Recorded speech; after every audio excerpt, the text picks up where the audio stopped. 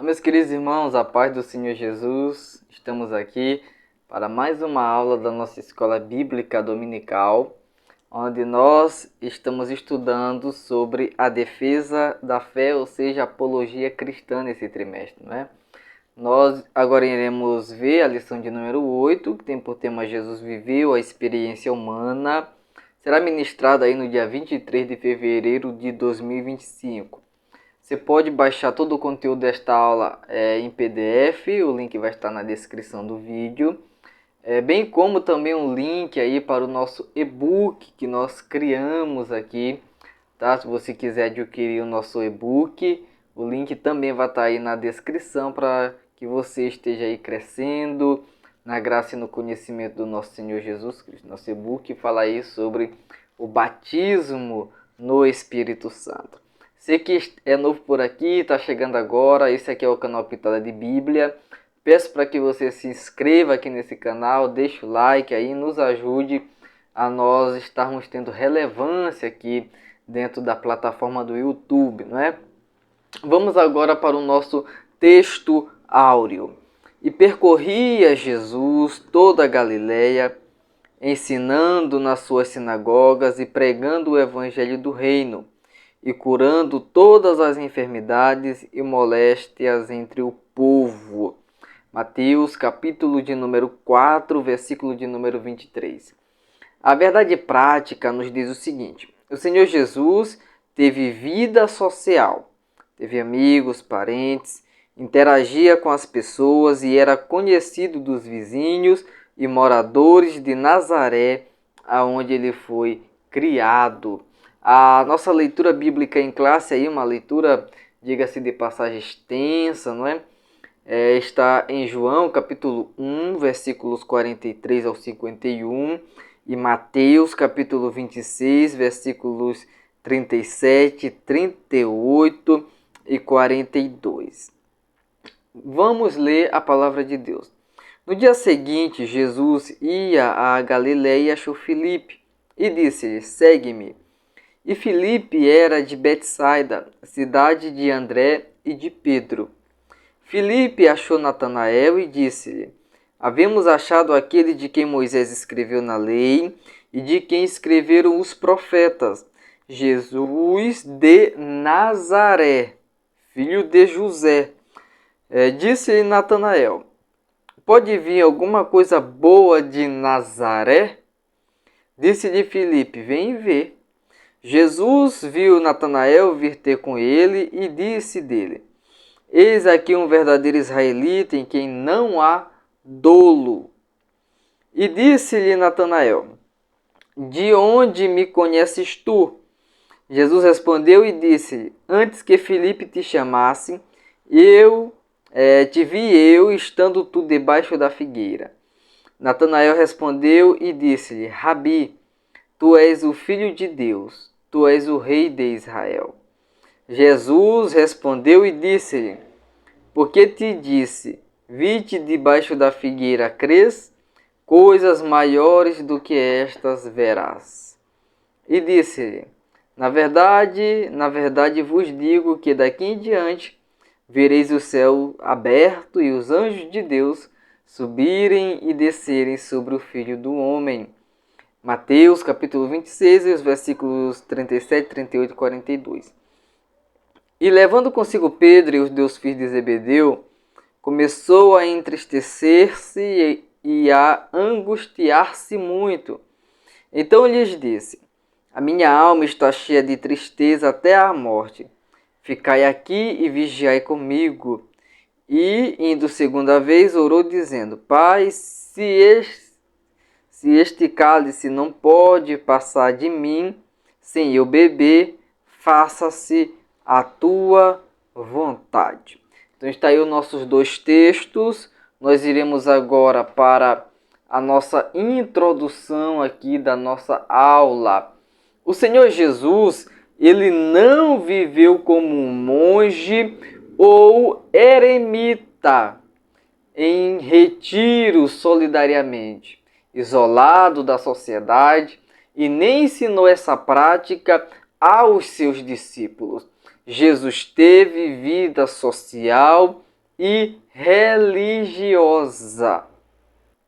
Então o Senhor Jesus, ele foi uma pessoa sociável enquanto esteve aqui, na sua vida terrena. O Senhor Jesus, ele socializava com as pessoas. O Senhor Jesus, ele viveu a religião ali do seu povo, aonde ele nasceu. Além do seu modo de viver entre as pessoas, o registro dos evangelhos mostram que na pessoa de Jesus haviam elementos constitutivos nos seres humanos. O Senhor Jesus, em outras palavras, ele era possuidor e é possuidor de corpo, alma e espírito. Os evangelhos, eles revelam a dependência humana do Senhor Jesus de oração e do Espírito Santo, além da sua identidade com a raça humana. Então nós veremos que o Senhor Jesus, ele possui corpo, alma e espírito.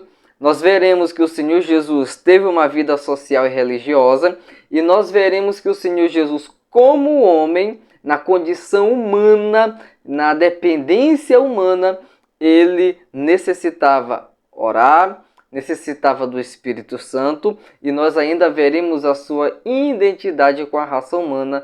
Tudo isso porque o Senhor Jesus, ele viveu a experiência humana. O primeiro ponto da nossa lição fala sobre a experiência humana no ministério de Jesus. O primeiro subponto é os debates com as autoridades religiosas. Os principais opositores de Jesus foram os fariseus, os saduceus e os herodianos. Esses debates revelam o ensino de Jesus sobre a ética, os princípios morais e as responsabilidades civis que temos. Então, durante o ministério terreno de Jesus, nós vemos ele em vários embates, debatendo questões de ética, princípios morais, responsabilidades civis e questão das leis de Deus, dos mandamentos de Deus, da interpretação correta dos mandamentos, da lei do Senhor, da aliança do Senhor feita com o povo de Israel. E esse debate acontecia entre o Senhor Jesus e os fariseus, saduceus e até mesmo ali os herodianos.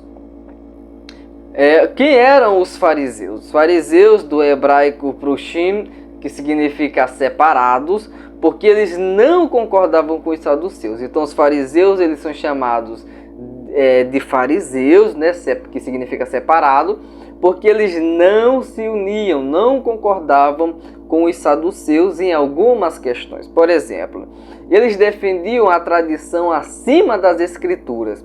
Eles criam nas escrituras, mas eles colocavam a tradição acima das escrituras. Primeiro ponto. O segundo ponto a destacar aqui é que eles defendiam a separação do Estado da religião.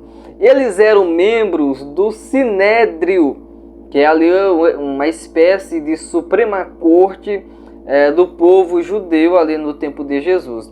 E eles tornaram-se alvos das críticas do Senhor Jesus. Eles eram a mais severa seita do judaísmo, segundo nos diz Paulo nos textos que você pode ver aí em tela. Então os fariseus, eles eram a seita mais terrível, mais severa, que perseguia, matava os seus opositores, fazendo uso aí até de elementos ilícitos para que isso acontecesse. Então esse é o primeiro grupo com que o Senhor Jesus debatia acerca de questões éticas, acerca de questões civis, acerca de questões da lei de Deus. O segundo grupo são os saduceus. O nome vem de Zadok, família que detinha o cargo de sumo sacerdote desde os tempos de Salomão.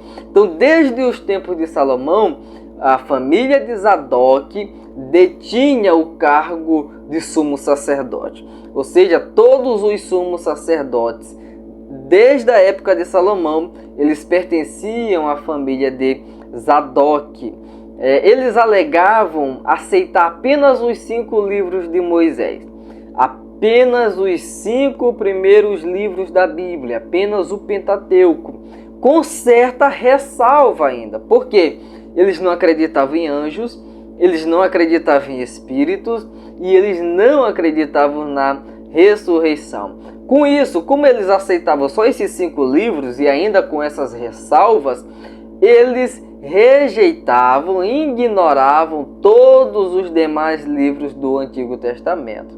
Muitos deles, dos saduceus, eram sacerdotes, faziam parte ali da classe sacerdotal e exerciam forte influência no Sinédrio. Eles eram inimigos mortais de Jesus. Então, os saduceus e os fariseus, eles diferenciavam no que diz respeito à questão de que uns aceitavam todo o Antigo Testamento, mas colocavam a tradição acima das Escrituras, e outros aceitavam somente o Pentateuco, no caso dos saduceus, mas ali com as suas ressalvas, não acreditavam em anjos, não acreditavam em espíritos, não acreditavam em ressurreição dos mortos. Mas a questão é que mesmo com essas diferenças entre eles se uniram porque eles tinham um objetivo em comum: matar Jesus. Então eles conseguiram superar todos os seus obstáculos ideológicos, teológicos, para somar forças e assim matarem o Senhor Jesus. Já os herodianos, eles eram os apoiadores da dinastia de Herodes. Era uma espécie de marqueteiros, buscando convencer o povo para impedir um governo direto de Roma. Foram instituídos com interesses nacionalistas e eram a favor dos impostos. Eles formaram conselho com os fariseus com o propósito de matar Jesus e assim livrar-se dele. Então eles não queriam apenas ganhar no debate, eles não queriam apenas demonstrar que a sua ideia, o seu pensamento, a sua forma de pensar, de ver, de agir estava correta. Eles queriam matar Jesus, eles queriam eliminar aquilo que eles observavam como uma ameaça a todo o seu sistema de crença. Eles podiam conviver ali tranquilamente uns com os outros, os herodianos com os fariseus com os saduceus, eles podiam ali conviver tranquilamente. Agora, quando o Senhor Jesus chegou e começou a confrontar as suas práticas pecaminosas, esses 3 grupos, eles se uniram para matar o Senhor Jesus, para executar o Senhor Jesus, e usaram aí vários artifícios, até mesmo artifícios ilícitos, para matarem o Senhor Jesus. No segundo ponto, nós iremos ver a vida social e religiosa do Senhor Jesus. O Senhor Jesus é apresentado nos evangelhos como alguém que era natural da comunidade de seu povo. Ele não é apresentado nas Escrituras como alguém estranho, como um estrangeiro. Não, ele é apresentado como alguém natural de um povo, como alguém pertencente a um povo, pertencendo a um lugar, a uma cultura específica, com costumes específicos. Tanto é que nas Escrituras ele é chamado de Jesus de Nazaré, mostrando assim a sua identidade com o lugar, com a comunidade, com o seu povo aonde ele morava. A sua maneira de viver e os seus ensinos refletem a cultura judaica. As experiências de Jesus como homem são manifestas nos evangelhos pela interação com pessoas e autoridades religiosas, como sua participação das reuniões nas sinagogas e também no templo. Passando aqui para o nosso próximo slide, Marcos dá a entender que Jesus pregou em todas as sinagogas da Galileia. Jesus era uma pessoa sociável, Jesus era uma pessoa que exercia ali ativamente a religião do seu povo, do povo aonde ele nasceu. Os evangelhos mostram Jesus, por exemplo, ensinando na sinagoga de Nazaré, da onde ele era natural, morava em Nazaré, de Cafarnaum, para onde ele se mudou depois, e no templo de Jerusalém. O Senhor Jesus, ele viveu como judeu, ele cumpriu a lei, então ele viveu como um judeu autêntico e verdadeiro. Ele cumpriu a lei, a verdadeira lei, não a lei dos fariseus, que, como vimos, eles colocavam as suas tradições acima da lei e interpretavam a lei e a palavra de Deus com base nas suas tradições. Da mesma forma, os saduceus, como eles aceitavam só parte do Antigo Testamento e ainda com ressalvas, eles também tinham o seu próprio método de interpretar as Escrituras. Jesus viveu a verdadeira lei, sem colocar tradições acima da palavra de Deus e sem também fazer ressalvas na palavra de Deus. Não, o Senhor Jesus, ele cumpriu toda a lei. O Senhor Jesus também reconhecia a autoridade de Moisés como um profeta, como um dos pais, e participava também das festividades judaicas. Então nós podemos observar que o Senhor Jesus, ele viveu a experiência humana dentro ali do contexto social, cultural, econômico do qual ele estava inserido. Passando aqui para o nosso próximo slide, o Senhor Jesus, ele esteve no casamento em Caná da Galileia. Ele, sua mãe, seus discípulos estavam na festa porque todos foram convidados. O que deve, no mínimo, ter sido o casamento de um parente de Jesus, de Maria, ou um amigo da família de José. Então, o Senhor Jesus, por ter sido convidado, aquele casamento provavelmente era de um parente da família humana de Jesus, ou era um amigo da família. O diálogo de Jesus com a mulher samaritana, sua visita e interação com os samaritanos é uma amostra de que Jesus viveu a experiência humana. Jesus rompeu barreiras geográficas, culturais, étnicas e religiosas. Ele participou de um banquete promovido por um publicano chamado Mateus. Então aqui nós estamos percebendo que Jesus, ele era um ser sociável. Jesus participava das atividades sociais na cultura específica na qual ele estava inserido. E não somente isso, ele ultrapassou barreiras geográficas, barreiras culturais, barreiras étnicas, barreiras religiosas, quando ele encontrou com aquela mulher samaritana e dialogou com aquela mulher samaritana. Ele participa de banquetes, ele vai na casa de publicanos e pecadores, está ali junto com eles. Então o Senhor Jesus, ele, durante o seu ministério terreno, ele foi uma pessoa sociável e por isso ele participou, ele viveu a experiência humana. Mateus ofereceu a Jesus em sua casa um banquete, aonde compareceu um grande número de publicanos e pecadores. Jesus esteve com eles, juntamente com os seus discípulos.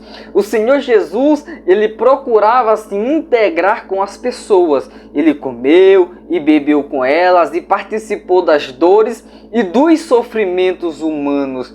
Os primeiros capítulos de Lucas apresentam um começo muito humano de Cristo, apresentando amigos, vizinhos, parentes como Zacarias e Isabel. Lucas descreve ainda o desenvolvimento físico e mental de Jesus, ao dizer que o Senhor Jesus ele crescia em estatura, desenvolvimento físico, e também em sabedoria, desenvolvimento mental. E o Senhor Jesus ele interagia com as pessoas independentemente de sua condição social e espiritual. Jesus ele não fazia distinção para com as pessoas que ele interagia. Jesus não interagia somente com os religiosos. Jesus não interagia somente com os poderosos, com os governantes. Não. Jesus interagia com as pessoas independentemente de sua classe, condição ou posição social, de sua situação ou condição espiritual. Jesus ele interagia com publicanos e pecadores, Jesus interagia com fariseus, Jesus interagia com a mulher pecadora, tem aí Lucas capítulo 7, versículo 37 a 39, e bem como a mulher samaritana que nós já citamos aqui. Jesus, ele interagia com as pessoas, nos ensinando que a igreja deve interagir com as pessoas, a igreja deve estar no meio das pessoas, para que as pessoas olhem para a igreja e vejam refletida na igreja a imagem de Cristo nela, o poder de Cristo nela, a manifestação do reino de Deus na igreja. Então a igreja precisa interagir com as pessoas e mostrar para as pessoas o poder transformador da cruz, o poder transformador do Evangelho do nosso Senhor Jesus Cristo. Então a igreja não foi criada para viver isolada. É bem verdade que a palavra igreja, do grego eclesia, ou eclésia, significa chamados para fora. Mas a igreja não foi chamada para viver longe das pessoas. A igreja não foi chamada para viver isolada das pessoas. A igreja foi chamada para viver fora do mundo, fora do pecado, fora das práticas pecaminosas. Mas a igreja necessita interagir com as pessoas e mostrar para as pessoas o poder transformador da cruz e do Evangelho do nosso Senhor Jesus Cristo.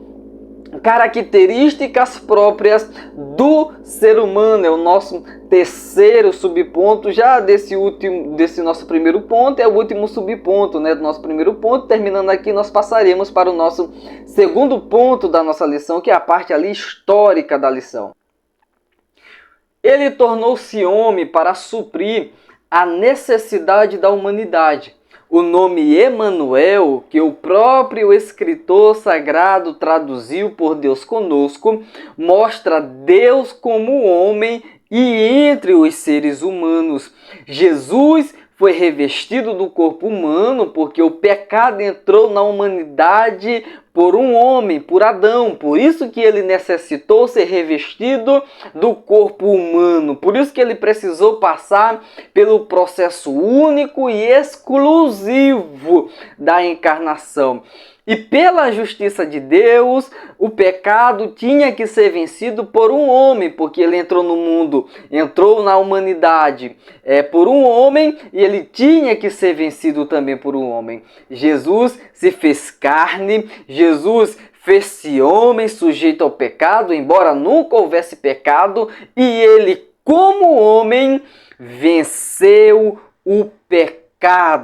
Graças a Deus. É por isso que só Jesus tem poder de nos salvar. É por isso que nós adoramos Jesus. É por isso que Jesus é o único mediador entre Deus e os homens. É por isso que Jesus é o nosso Salvador, é o nosso Senhor. Porque Jesus, ele é Deus. Jesus, ele se revestiu, foi revestido de um corpo humano para que, como homem, ele vencesse o pecado. E para vencer o pecado, ele necessitava não cometer nenhum pecado. Ele viveu uma vida totalmente santa. santa, totalmente separada do pecado. Mas nós percebemos que ele viveu uma vida totalmente separada do pecado, mas não separado das pessoas, porque ele veio para salvar pessoas. Ele estava sempre rodeado por pessoas. Aonde ele ia, as pessoas o acompanhavam. As pessoas queriam ver ele, as pessoas queriam estar perto dele, queriam tocar nele, queriam ser tocadas por ele. Então, apesar do Senhor Jesus nunca, jamais ter experimentado o pecado na prática, nós podemos observar que ele nunca se isolou das pessoas. Ele estava sempre junto das pessoas, próximo das pessoas, mostrando para nós que é plenamente possível. Nós vivemos uma vida de santificação, nós vivemos uma vida de santidade diante do nosso Deus, e mesmo assim nós interagimos com as pessoas, pregarmos o evangelho para as pessoas, manifestarmos o amor de Deus para as pessoas, sem participar do pecado dessas pessoas na prática, sem nos fazer coparticipantes do pecado dela, porque Jesus, ele é santo, Jesus não cometeu nenhum pecado, Jesus mesmo assim interagia com as pessoas, interagia com pecadores, estava sempre próximo de pecadores. E graças ao nosso Senhor por isso, há grandes ensinamentos para nós. Quando Jesus estava na terra, ele não se apegou às prerrogativas da divindade para vencer o diabo, mas ele aniquilou-se a si mesmo, fazendo-se semelhante aos homens. Nós já falamos aqui em lições passadas, que ele abriu mão das prerrogativas da divindade, abriu mão para vencer todas as coisas. Como homem, ele tinha certa limitação no que diz respeito ao tempo e no que diz respeito ao espaço. Ele, como homem, por exemplo, ele tinha essas limitações de tempo e de espaço. Ele não poderia ensinar em Nazaré e ao mesmo tempo estar ensinando, por exemplo, em Cafarnaum, ao mesmo tempo, porque não eram dois Jesus, era apenas um Jesus, e ele tinha essa certa limitação no que diz respeito a tempo e espaço por causa da encarnação. Portanto, por causa disso, por isso, ele foi submisso ao Pai.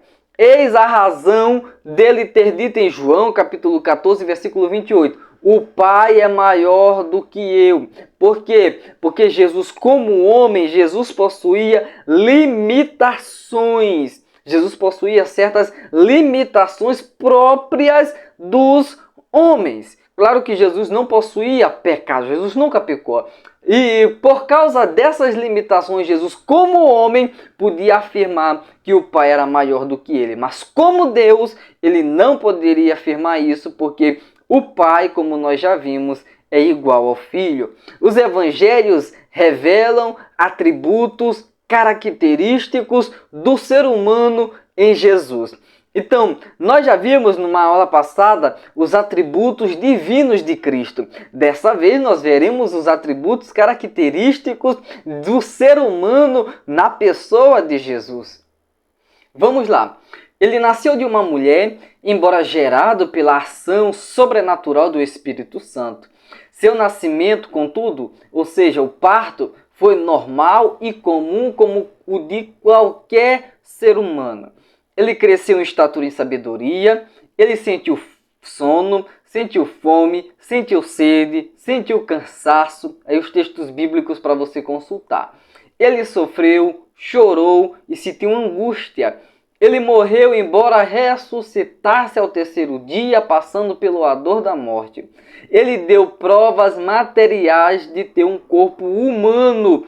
Ele foi feito semelhante aos homens, porém sem pecado. Então aqui está várias atribuições para no que diz respeito à humanidade de Jesus. Então nós já vimos nas lições anteriores, atributos divinos do Senhor Jesus, e agora nós estamos vendo atributos característicos da humanidade do Senhor.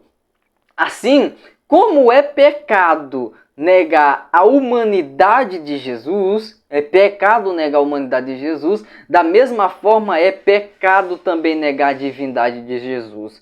pois Jesus é tanto homem como Deus. Como homem, sentia as dores do ser humano e como Deus, hoje supre as necessidades da humanidade. Como Deus, hoje, Ele supre as nossas necessidades. Já supria as necessidades naquele tempo, né? Como homem, sentiu dores, morreu, ressuscitou dos mortos. Como homem, Ele sofreu, foi traído, foi ultrajado. Como Deus é soberano sobre todas as coisas. Como Deus é o provedor de todas as coisas. Como Deus, Ele é aquele que supre toda a necessidade da humanidade. Nosso segundo ponto vai falar aqui sobre as heresias que negam a humanidade de Jesus. Aqui é a parte histórica da nossa lição. As doutrinas que negam as duas naturezas de Cristo, a divina e a humana, rejeitando o credo de Calcedônia, comprometem de maneira direta ou indireta a verdadeira identidade de Jesus, não somente como o verdadeiro Deus, como também como o verdadeiro homem.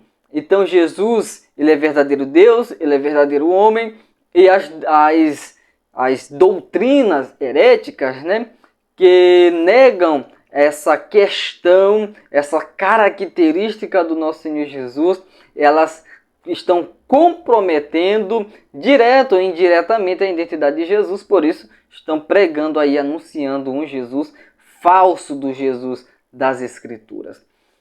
A primeira que nós iremos ver aqui é o apolinarismo.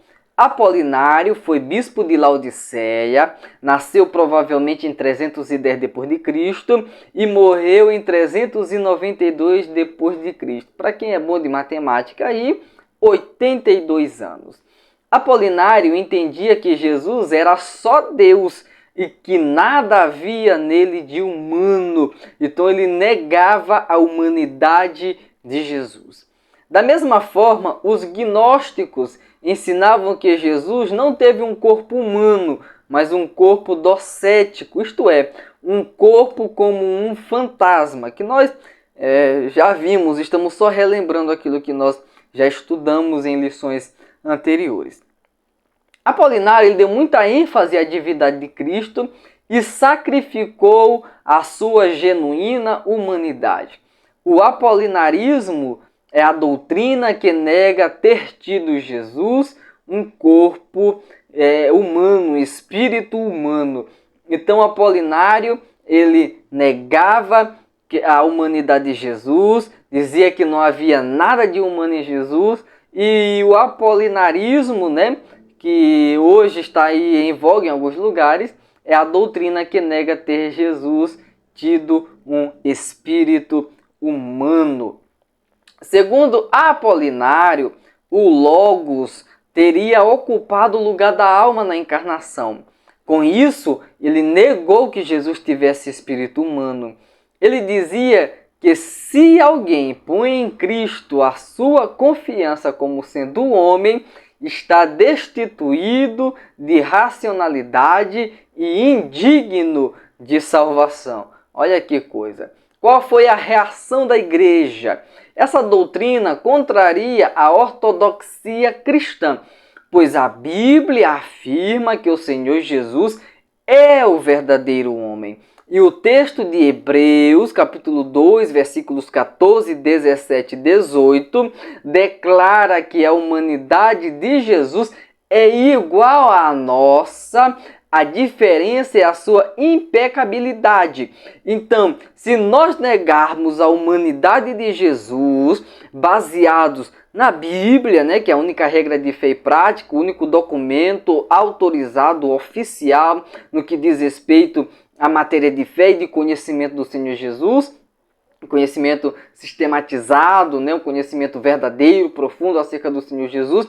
Se nós olharmos para a Bíblia e negarmos, tendo com base a Bíblia, negarmos a humanidade de Jesus, nós estaríamos negando a nossa própria humanidade, porque o texto bíblico declara que Jesus possuía uma humanidade igual à nossa. A única diferença da nossa humanidade para a humanidade de Jesus é que Jesus não pecou. É que a humanidade de Jesus possui a impecabilidade, impossível dele pecar, porque Jesus é Deus, Deus não peca.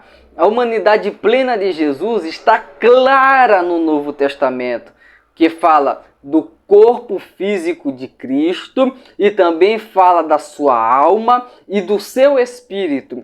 O apolinarismo foi condenado pelo Sínodo de Alexandria em 378 como heresia. Depois foi rejeitado pelo Concílio de Constantinopla em 381 e finalmente foi declarado como heresia no Concílio de Calcedônia. Então ele foi condenado, essa doutrina foi condenada em 378 no Sínodo de Alexandria. Quando chegou em 381, foi rejeitado pelo Concílio de Constantinopla e quando deu em 451, foi declarado pela Igreja no Concílio de Calcedônia como uma heresia. Monoteísmo, não confunda com monoteísmo, ok? Monoteísmo é a doutrina cristológica do patriarca Sérgio de Constantinopla, que ensinava que Cristo possuía uma só vontade. Essa doutrina se chama monoteísmo, teísmo, vontade, uma vontade. Afirmava que Jesus possuía somente uma vontade. O terceiro concílio de Constantinopla, em 681, considerou o monoteísmo heresia, pois era visto como uma ameaça à crença na humanidade completa do Deus-homem, uma verdade apreciada e essencial para a salvação do cristão. Então, aí mais uma heresia condenada por um concílio, né? Nesse caso, o concílio de Constantinopla, o terceiro concílio de Constantinopla, que foi aí no ano de 681. Passar aqui para o nosso próximo slide. É evidente que as ações de Cristo, como caminhar, comer, beber, interagir com as pessoas, são puramente humanas, mas são produzidas pela natureza humana sob a direção divina, que é importante. Então essas ações de Jesus, caminhar, comer, beber, interagir com as pessoas, são puramente humanas, são ações puramente humanas.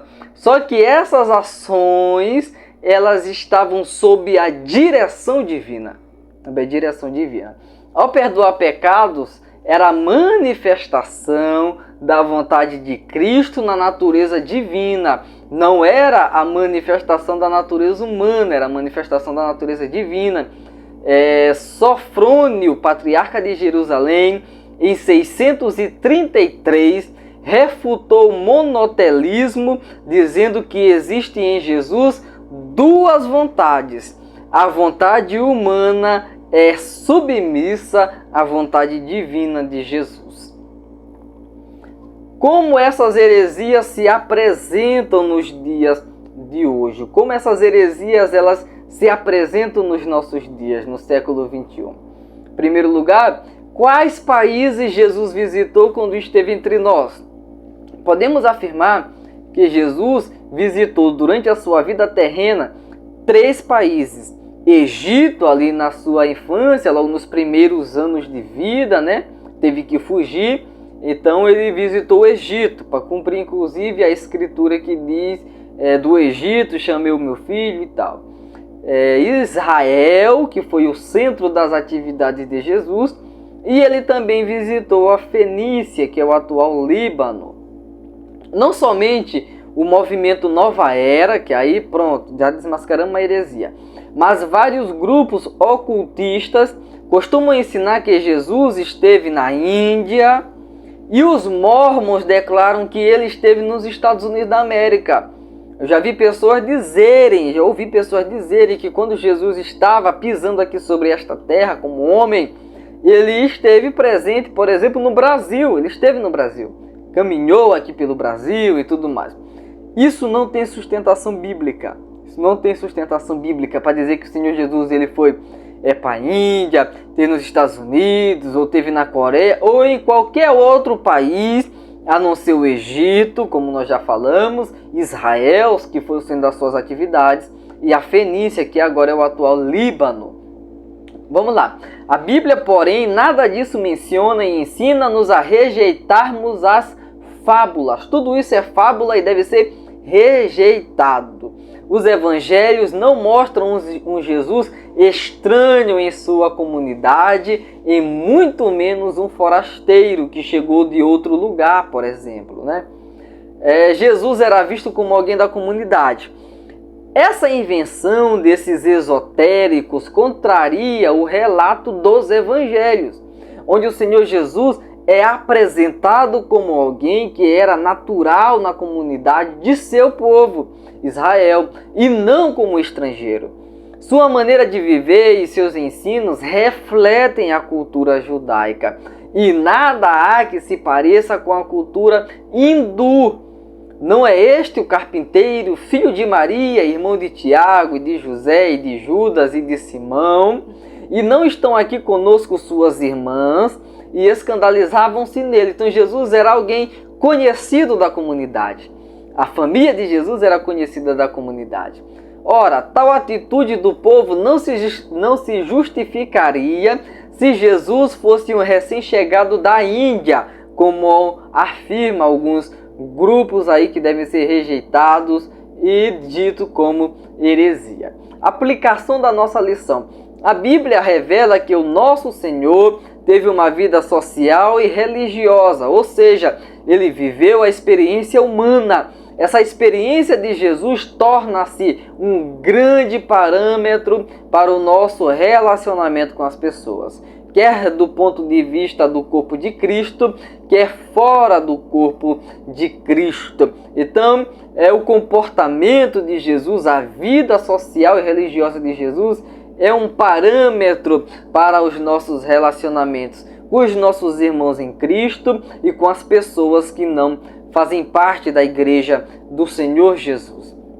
Conclusão, até os hereges, né, que Jesus enfrentou muitos deles, Jesus interagiu com eles, sem aprovar, claro, o seu comportamento, a sua teologia, o seu modo de pensar, mas sempre Jesus ali os respeitava como pessoa e Jesus amava-os como seres humanos e Jesus queria salvá-los também. Conclusão, é nosso compromisso seguir o exemplo de Jesus no relacionamento com as pessoas. É importante que nunca nos esqueçamos os pontos essenciais da presente lição sobre a verdadeira identidade do Senhor Jesus.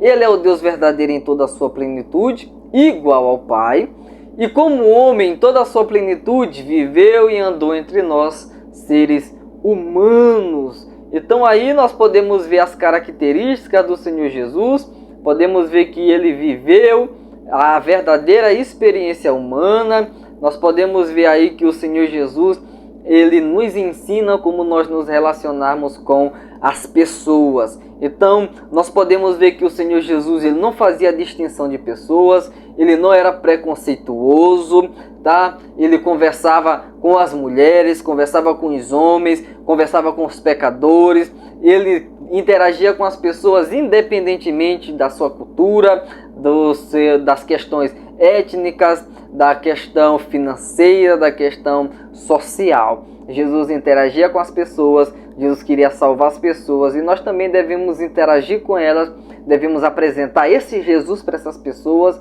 Jesus que quer salvar elas, Jesus que quer transformar a vida delas, Jesus que quer perdoar o pecado delas. Então, que nós possamos seguir o exemplo do nosso Senhor Jesus Cristo e que nós possamos continuar aí adorando ao Senhor na beleza da sua santidade. Então, que Ele nos ajude em nossa fraqueza a proclamarmos o Evangelho do Senhor, que Ele nos ajude a nós continuarmos sendo exemplo aonde quer que nós formos. Gostou dessa aula? Gostou dessa pré-aula? Então, se inscreva aqui no canal, deixa o like. Até a próxima. Se o Senhor Jesus nos permitir.